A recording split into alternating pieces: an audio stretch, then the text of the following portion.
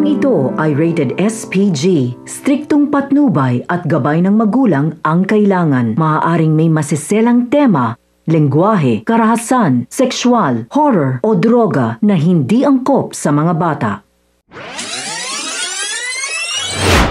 Mga kapamilya, welcome back. At narito ang mga dapat nating abangan sa FPJ's Batang Quiapo. Dinalaw ng campaign manager ng mga gerero sina Marsing at Nita upang utusan na ipamudbod ang mga pera sa mga siguradong butante ng Maynila.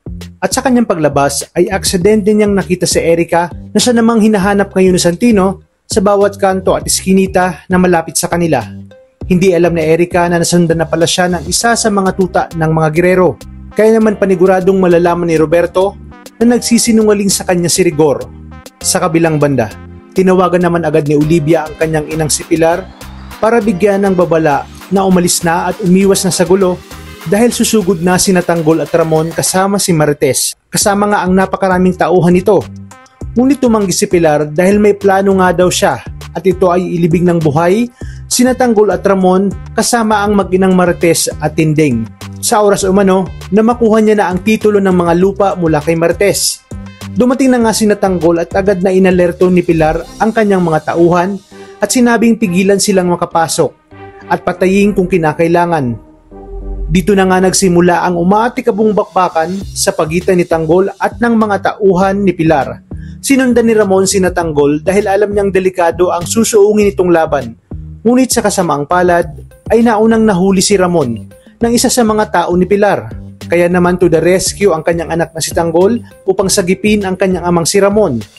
At habang nangyayari ang kaguluhan ay nagmamadaling pumunta si Olivia sa bahay ni Pilar dahil nangangamba siya sa seguridad at kaligtasan nito.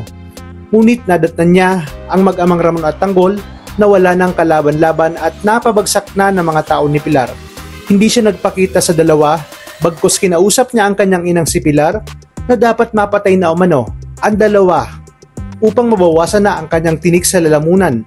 Pabor umano ito sa kanya dahil pwede niya nang makuha ang pagka-mayor pati lahat ng mga mana ng mga Montenegro. Umaasa naman sina Tanggol at Ramon na may darating pang tulong para sila ay mailigtas. Dito na kaya darating si Marites kasama ang kanyang amang si Gustavo upang tapusin na ang kasamaan ni Pilar?